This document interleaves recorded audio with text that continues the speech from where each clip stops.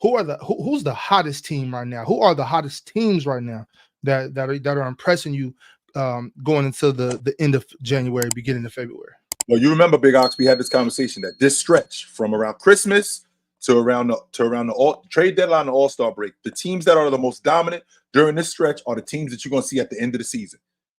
These are the teams that you're going to see at the end of the season. Now, one of the teams that is having a monster stretch right now. I mean, the Knicks are 14-2 in the month of January. They're rolling right now.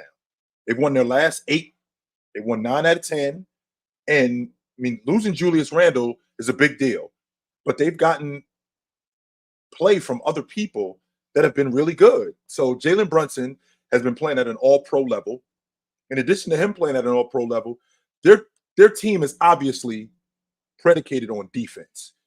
If anything this team is predicated on, it's predicated on defense. That's why they ended up, right? That's why they ended up with OG Anunoby, because that's their identity.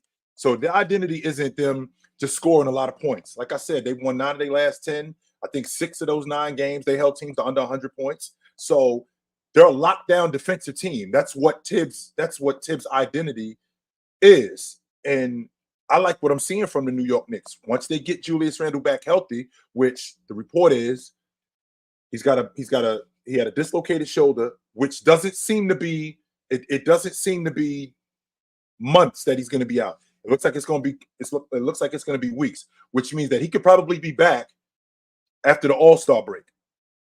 Right? He could probably be back by the end of the All-Star break. So I don't hate that. I don't hate when Julius Randle comes back. I like what I'm seeing from the Knicks. I definitely like that. Another team that I look at that's rolling right now is Cleveland. Cleveland has also won 9 of the last 10 games. They rolling. They just beat the Clippers the other night. I think Jared Allen is an all-star this season. 18-13 since Darius Garland went out the lineup.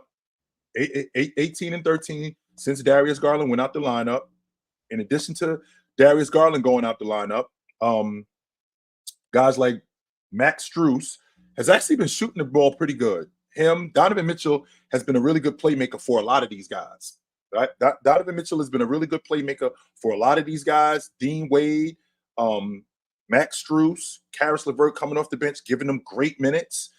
But it's been their defense more than anything in Cleveland. They're back at the top of the league. I think they're 3rd overall right now in the league in defense. And that was their mantra last year. You already know how I feel, Big Ox, about Donovan Mitchell. I think he's the best 2 guard in the game.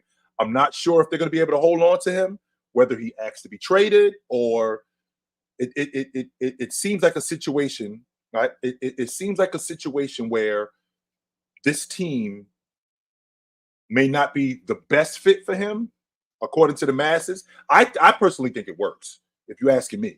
I personally think it works. I think that getting Darius Garland back, I think that getting Evan Mobley back in the lineup, that really helps them. When I look at the other crews I look at the other teams in the league, the Phoenix Suns, they've been rolling lately. I think Phoenix has won 8 out of 10. And them and quietly, Big Ox, and nobody's really talking about it. Your boy's back in effect. They've won 4. They won 4 straight. Nobody's really talking about what the Sacramento Kings are doing right now, but right. They've won 4 straight, and in the process of them winning 4 straight, they're getting some momentum. I watched Sabonis basically clean. Didn't he have a 26 rebound game a couple of nights ago, something like that, or 22 rebound game a couple of nights ago? It was a lot. I'd have to check to give you the right exact number. But it's been four straight. Chilltown. Yes, I'm expecting 5 straight. I'm expecting 5 straight after tonight. We'll be on playback tonight, checking out the Kings versus the Heat. So hopefully we can make it 5 straight tonight. Right. So I think about when I look at the teams in the Eastern Conference. And again, Big Ox, we're talking about right now the dog days of the season. This is the time of year, which is I feel like has always been the toughest part of the season. And who is rolling during this time, right? Who is rolling during this time? The Celtics clearly rolling. I mean, they won 8 of their last 10. They're on a 2-game winning streak. Before they lost to the Clippers, they were rolling. Milwaukee, I think Milwaukee has won. They won 7 of their last 10, and I mean, they lost. They lost a couple. They either lost last night or a couple of nights ago. They lost, but you guys know how I feel about Milwaukee. I'm not on the Milwaukee train. I think that their perimeter defense is going to be the death of them. Of the teams that have been rolling right now, like I said, Cleveland. I thought Cleveland before the season started. I thought they'd be a top 3 seed in the East. They're a game out the 3rd spot in the East right now. They're in 4th place, and their defense has been one of the biggest things that has picked up for me more than anything with them. I mean, their offense has been good, and they've gotten a favorable part of the schedule too. And that doesn't really hold a lot of weight with me in terms of scheduling, Big Ox, because you beat the teams that you're supposed to beat. That's just part of it. You beat the teams that you're supposed to. You beat the teams that you're supposed to beat, and when you do that, we'll figure out the rest. We'll definitely figure out the rest. But those 2 teams are the teams that I'm thinking about right now.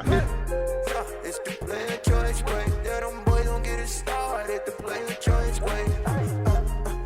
You're the player choice way. Come and switch lanes into the player choice way.